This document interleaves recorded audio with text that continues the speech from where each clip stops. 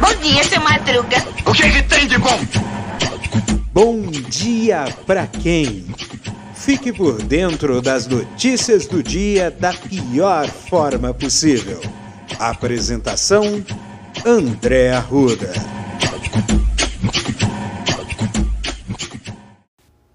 E aí, meu polvo? E aí, minha pólvora? Sou eu, André Arruda, e esse é mais um... Nossa Senhora, bom dia! Bom dia pra quem? Quartou no quartil, é mais uma quarta-feira escandalosa no Brasil, gente. Meu pai do céu amado. É dedo no cu e gritaria. Gente, nossa, é muita coisa aqui. A primeira coisa que aconteceu foi o seguinte, tá? No começo da semana, inclusive ontem, eu coloquei na descrição do episódio de ontem, mas eu não fiz nenhum comentário. Agora eu vou comentar. Aconteceu que no programa Silvio Santos estava lá um deputado do PL, acho que foi fazer propaganda pro governo, né? Nossa. E aí no canto uma das meninas, uma das moças da plateia, porque o pessoal não sabe, no programa Silvio Santos, a plateia só tem mulher, né? Só é permitido mulheres na plateia, né? Do programa Silvio Santos, né?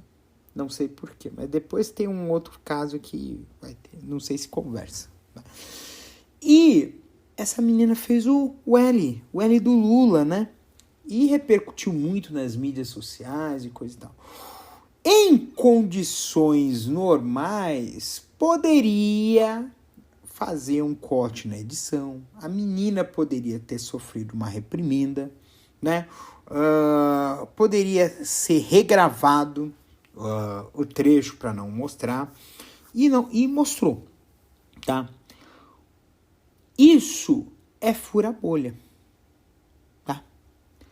Isso aí é estratégia de furação de bolha, e o Silvio Santos, que é um excelente comunicador, apesar de estar do outro lado do muro, né? Ele entende isso. Eu lembro de um vídeo que teve muita repercussão, um vídeo antigo, né, do Domingo no Parque, que teve a menina fez uma charada com o Silvio Santos, mas foi uma charada bastante capciosa, né, que foi a diferença da mulher do poste do bambu, né, aquela história do bambu, e o bambu enfia no... entendeu? E assim, não cortou, né, por quê? Porque traz repercussão, tá? E esse vídeo trouxe repercussão, tá? Trouxe muita repercussão, tá? Só que tem um outro detalhe que eu acho que é muito importante. O governo está usando muito a questão de propaganda para tentar reverter o problema sério de popularidade que está enfrentando, tá? Pra você ter uma ideia, aqui em São Paulo tá tendo faixas como é que é? Não exatamente outdoors, propaganda no metrô, propaganda aquelas placas de publicidade que ficam nos pontos de ônibus, né? Aqueles relógios, né, de rua. E tá tendo muita propaganda do governo, inclusive estações do metrô, propaganda pesada mesmo. Na TV Bandeirantes, né, e nas TVs fechadas do Grupo Bandeirantes, tá tendo muita propaganda, né, do governo federal para anunciar as bondades que esse governo vem fazendo. E a gente percebe que esse caso do programa Silvio Santos passou batido uma coisa. Temos aí um processo de propaganda, e propaganda eleitoral indevida, imoral no mínimo, mas pode ser ilegal. Então isso é um ponto que pode se colocar. Aliás, uma coisa que eu posso até tem que deixar também um adendo, né? Porque assim, eu estava ouvindo o podcast do Gregório, do Vier, o Greg News. Ele vai fazer uma pausa, né, nos episódios, e uma da questão dessas pausas é por conta da lei eleitoral. E aí eu acabei parando para pensar, tem algumas notícias, principalmente no campo da política, que eu vou ter que me abster de falar no Bom Dia para Quem, até porque tem duas coisas aí. Primeiro, por causa da lei eleitoral, tem regras específicas para noticiário eleitoral, e podem ser considerados podem ser usadas, né, contra um ou contra outro. E também, né, que é o ponto mais pesado aqui, é porque eu sou candidato. Então, por ser pré-candidato, né, eu tenho que tomar também um pouco de cuidado em relação ao que eu comento aqui, tá? Então vai ser um pouquinho, acho que a partir da semana que vem vai ser um pouquinho mais leve, um pouquinho mais rápido, é só umas coisas mais punk aqui. Vamos lá, notícia do dia. Primeiro, CPI do MEC. Parece que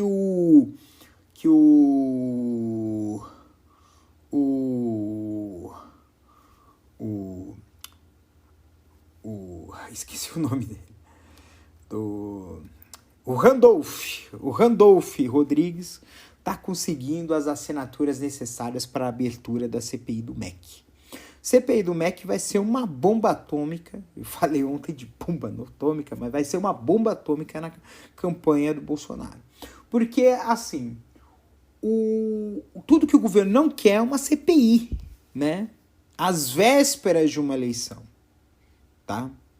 E detalhe, parte dos senadores vão estar em metade de mandato, então, só que boa parte deles são bolsonaristas. Mas vai ter muita guerra aí, tá? E aí o governo, né, aproveitando-se da trapaça que fez por decreto mandar tudo para a AGU, liberou verbas e preparação no STF contra a CPI do MEC. Mas parece que o negócio vai pesar. Eu vi um comentário no Twitter, né, que estava dizendo o seguinte, né?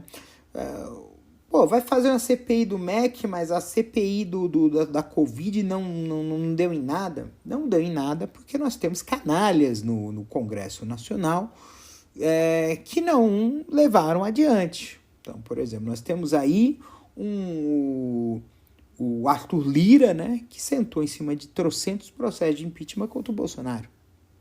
E ele foi um dos grandes responsáveis, foi um grandes articuladores de uma das maiores tragédias nacionais, que foi a pandemia, né? E aí, proporcionalmente, a gente tem que fazer em números, não em números absolutos, mas em números relativos. O Brasil teve muito mais casos de Covid em relação a outros países proporcionalmente e muito mais óbitos, tá? E o pico foi no começo de 2021, né? Com aquela tragédia que aconteceu em Manaus, né? Então, o delegado que investiga o gabinete paralelo de pastores será transferido de setor. Por que será? A gente tem que falar por que será. E que mais? Olha só a nova. Os motoristas vão aprovar a greve de ônibus para quarta-feira. Hoje vai ter greve de ônibus em São Paulo. Rapaz, o dia tá completo. Tá completo, vai ser um dia completo, né?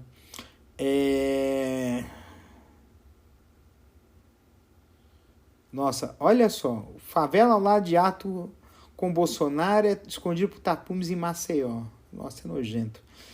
Bolsonaro disse que ameaçou um médico militar para receitar remédio para Covid. Muito nojento. O procurador que agrediu a chefe em registro vai virar réu por tentativa de feminicídio. Nossa, negócio, a casa caiu, tá? Que mais? Ontem, né, foi o dia nacional, o dia do orgulho LGBTQIA+, né?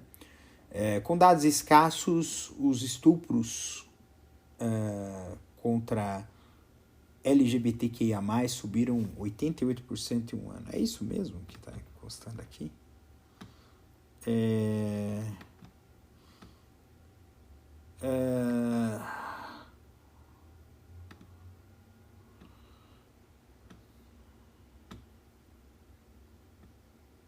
Que mais que nós temos aqui?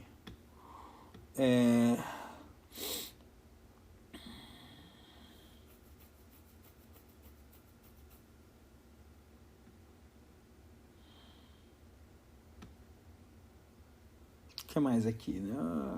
Que mais?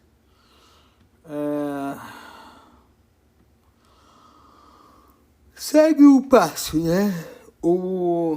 Então, na verdade, eu vou terminar aqui esse episódio.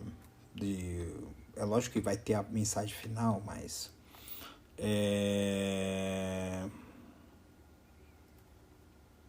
houve um crescimento, né, de 88%, né, de estupros contra LGBTs, né? Esse estupro você pode ser estupro contra lésbicas, que é aquela história do estupro corretivo, né?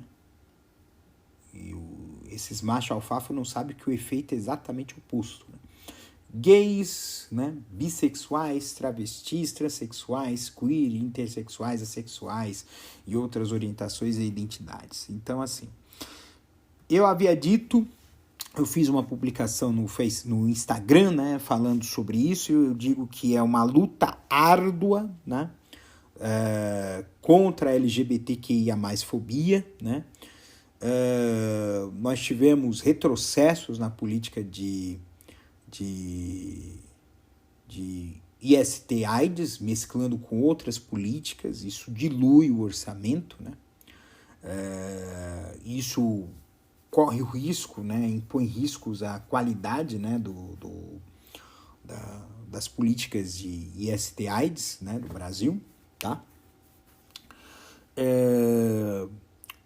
Leis que retrocedem, né, por exemplo, essa imposição, né, dos conservadores sobre essa história de ideologia de gênero, que é, na verdade, uma falácia sem tamanho, e é uma lei que aconteceu, que teve votação em São Paulo de tentar impor e proibir mulheres trans de disputarem esportes, né, profissionalmente, né, como mulheres, né. Então tem todo esse rebu, né, fora do mundo, né. Você vê, por exemplo, na Rússia é proibido ter parada gay porque foi baixada uma lei que proíbe propaganda de, entre aspas, né, propaganda de relações sexuais tidas como não naturais. Olha só o absurdo sem tamanho. E lá e mesmo que haja uma questão cultural, tá? Em países que têm a lei islâmica como norma, a homossexualidade, ou o que eles chamam de sodomia, né, é punido com a morte. Então são exemplos de que ainda há uma luta muito grande para que os LGBTs possam ter o direito de ser elas mesmas e de amar quem quiser. Então é uma luta. que vai ter que ser, que tem que ser travada. Tivemos conquistas, mas ainda há muita coisa para se fazer, né? Então, inclusive, para que as pessoas se normalizem, não vejam o LGBTQIA+, como uma aberração, né? E não é uma aberração, são pessoas, são seres humanos, né? Que trabalham, que têm talentos, que pagam impostos, que consomem, que tudo isso, né? E precisa ter esse respeito absoluto, tá? Bem, seguindo aqui a canção, na verdade são 3 coisas. A segunda coisa que eu vou falar de pesado foi o seguinte: isso saiu no começo da noite de ontem e eu considero um escândalo dentro das estatais. O presidente da Caixa Econômica Federal,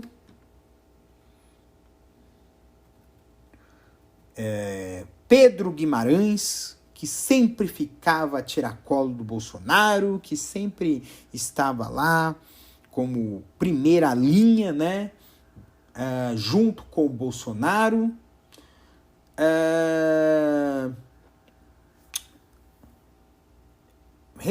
acusado, recebeu acusação de assédio sexual, gente. Isso é gravíssimo, tá? Denúncias de funcionárias, inclusive ele escolhia a dedo os funcionários que eram mais bonitas para ir com ele nas viagens que se faziam, né? E gente, não é apenas um escândalo, é criminoso.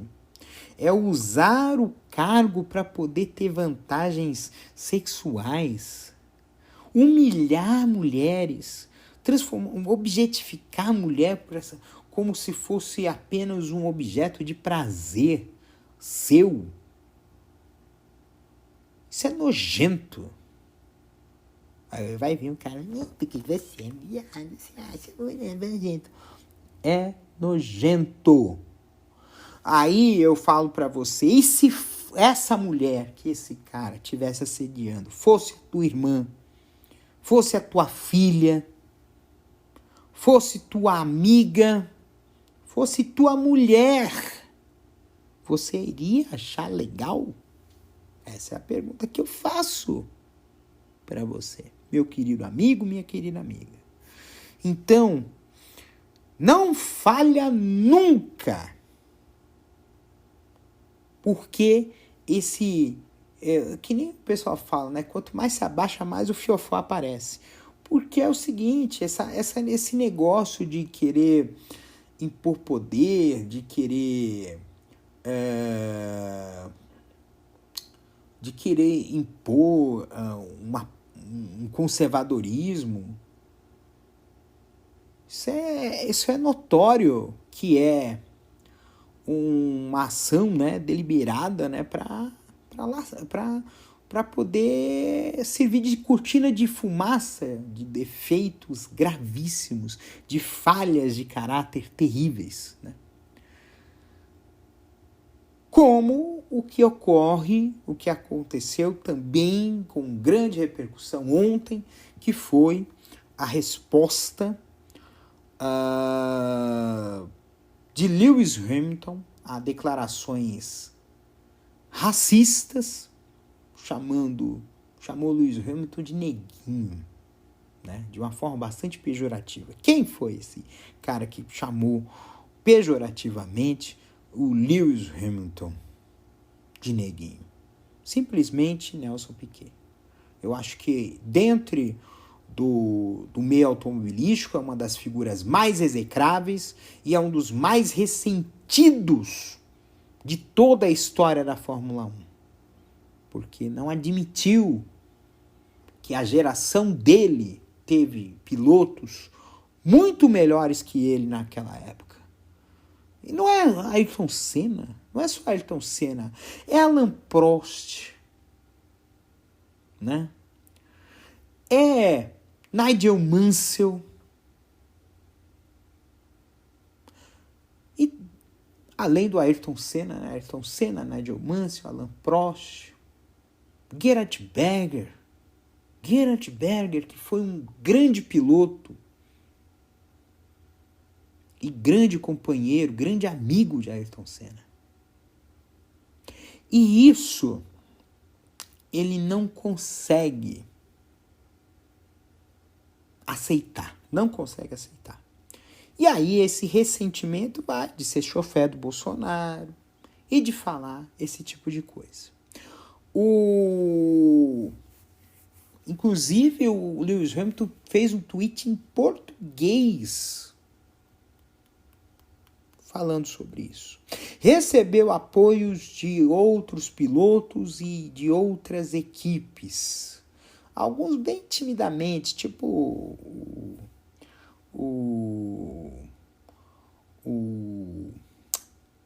a Red Bull fez uma declaração bem tímida falando que não tolera racismo, mas foi uma coisa tipo soft, extremamente soft, né? Eu digo mais, né? Foram apenas 6 ou 7 pilotos de mais de 22 pilotos que estão disputando a Fórmula 1 que mandaram tweets se solidarizando com o Lewis Hamilton. Ô, raça desunida essa de piloto de corrida, gente. Se você é fã desses outros pilotos, cara, eu acho que vale a pena cobrar. Principalmente de um cara que foi campeão do mundo ano passado. Esse aí tem que ser cobrado mesmo. Porque não é questão de disputa. É questão de respeito. Tudo bem. Você é rival do Lewis Hamilton na pista. Mas fora da pista, você tem que ter a hombridade, a humanidade de ver que ele foi extremamente desrespeitado. E que o racismo, ele não ofende apenas a quem sofre o racismo. Ele ofende a todos nós. E também aconteceu o seguinte, né? Ontem teve o jogo Corinthians e Boca Juniors, foi 0-0 o jogo, né? Teve até a perda de pênalti, o Roger Guedes. Mas, mais uma vez, com a vista grossa da Conmebol, porque se a Conmebol não fizer punição exemplar, e eu acho que punição exemplar, Conmebol, é na terça-feira que vem o jogo entre Boca Juniors e Corinthians na Bombonera seja com portões fechados, sem torcida. Porque não foi uma pessoa que fez imitação de macaco na Arena Corinthians. Foram 5. Ao menos 5. Porque eles não perderam totalmente a vergonha. Perderam totalmente a vergonha. Porque a punição é branda.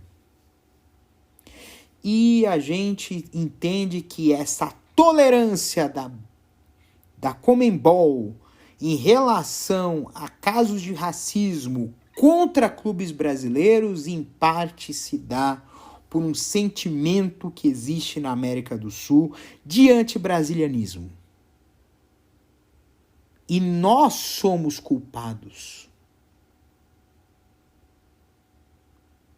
Porque muitas vezes nós, brasileiros, simplesmente ignoramos os nossos irmãos sul-americanos, os nossos irmãos uruguaios, chilenos, colombianos, peruanos, bolivianos, argentinos, equatorianos, venezuelanos. Ignoramos. Como é que vocês querem que eles nos respeitem? É difícil. Em parte somos culpados. Aí tem gente que fala assim, mas isso é questão de futebol. Não. O futebol é reflexo da sociedade. Existem vários casos que aconteceram isso. Inclusive, manifestações neonazistas tomaram corpo nos estádios de futebol com torcidas organizadas. Então, isso é uma coisa para se pensar.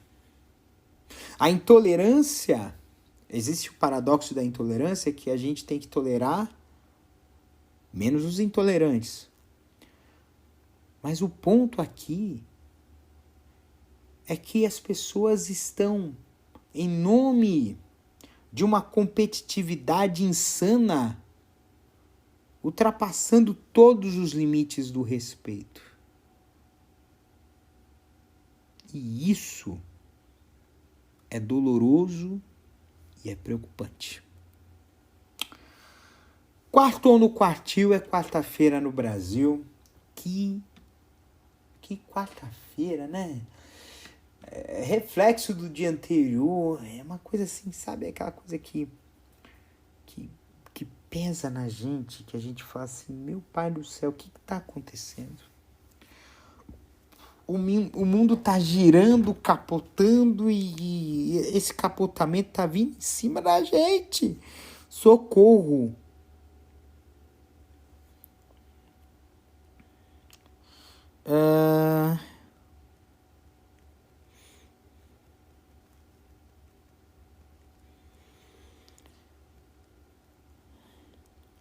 E aí é difícil a gente falar sobre essa questão da situação que nós estamos vivendo, porque a gente vê essa situação de paradoxo, de tolerância, disso, de aquilo, e a gente fala assim, meu Deus, o que está acontecendo? O que está pegando? Meu pai do céu, o que está acontecendo? O que está rolando, né?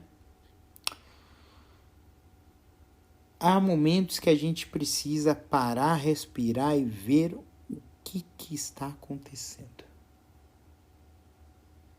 Isso é muito importante. Parar, respirar e ver o que está acontecendo. Até porque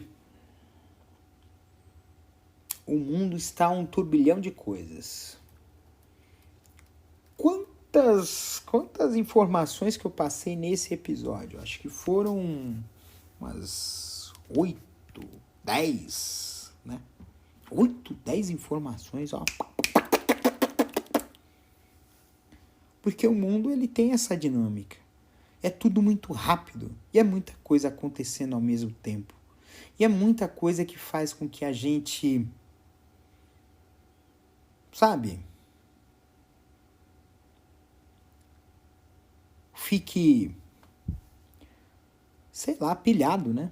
Então a gente tem que parar, respirar, porque uma das coisas que nós estamos fazendo, isso a gente tem uma coisa que isso serve para alimentação e também serve para informação.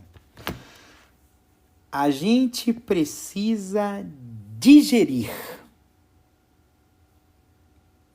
What the hell? Como é que é assim, digerir? Quando a gente alimenta, a gente tem que comer devagar. E por que a gente tem que comer devagar? Porque o processo de digestão, ele faz assim. O processo de digestão começa na boca. A gente mastiga bastante para triturar bem o alimento, mistura com a saliva. A saliva, ela vai ser útil, né, dentro do processo. E aí vai correndo todo o processo, né? Então, é uma coisa sistêmica. Para informações é a mesma coisa. A gente está num problema muito sério que a gente chama de consumismo de informação. Nossa, isso aí é estranho, né? Você olha aqui, por exemplo, um portal de notícias. Quantas informações que tem no portal de notícias? Tem uma notícia, mais 5 notas, mais 2 lives, mais... Aí você vai ter mais 3 notícias, mais 4, mais 10, mais 15.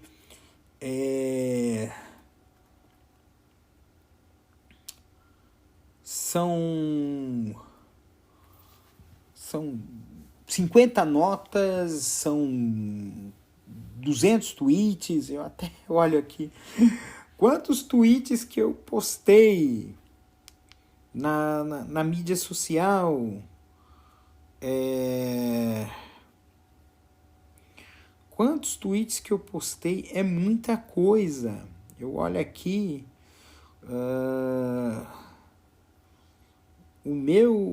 eu tenho o tweet há 10 anos, né?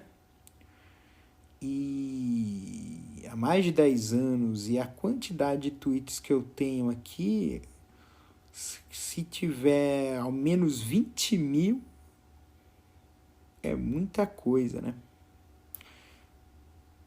Então, são informações que a gente, todo santo dia, a gente está sendo bombardeado de informações, diuturnamente.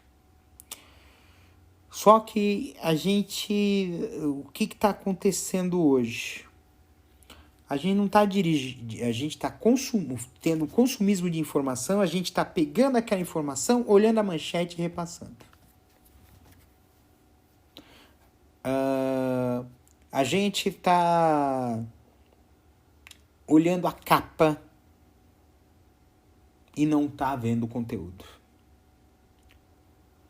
A gente está pegando as informações quebradas e tendo juízos de valores distorcidos da realidade. Porque falta essa coisa que se chama digerir a informação. O que é digerir a informação? Pega a informação, lê. Não se dá por satisfeito. Procura outra informação relacionada para ver o que é. Mesmo que essa informação seja contraditória com aquilo que você acredita, porque um dos fatores do consumismo de informação é buscar informações que confirmem as suas convicções, tá? E isso é um precedente perigoso, porque nos torna mais preconceituosos e mais fechados para o debate. Então, gente, vamos fazer essa nossa lição de casa. Vamos digerir a informação. Bem, gente, 32 minutos, porque foi muita coisa para falar, mas... E olha que eu gravo sempre bem antes, e são quase 00:40 e eu tô aqui ainda acordado gravando esse episódio. Mas, de qualquer forma, chegamos à metade da semana, estamos a apenas um dia e meio do final do mês, né?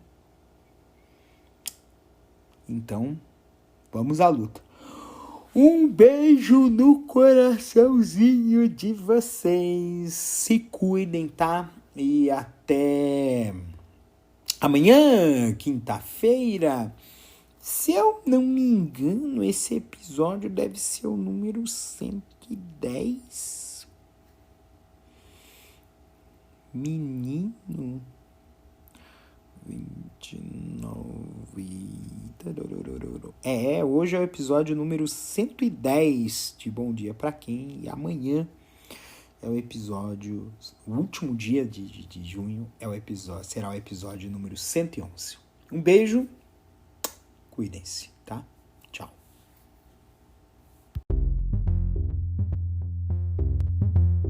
Este episódio é uma produção da Castor AMT, www.castor.com.br. Você pode encontrar este episódio e muitos outros do podcast Castor e seus escapes no endereço anchor.fm/castor ou nas principais plataformas de podcasting: Spotify, Apple Podcasts, Google Podcasts, Overcast, Castbox, Pocket Casts, Radio Public, Stitcher, Deezer, TuneIn, Resso, Amazon Music e Audible. Siga o podcast nas mídias sociais. Os endereços estão na descrição deste episódio.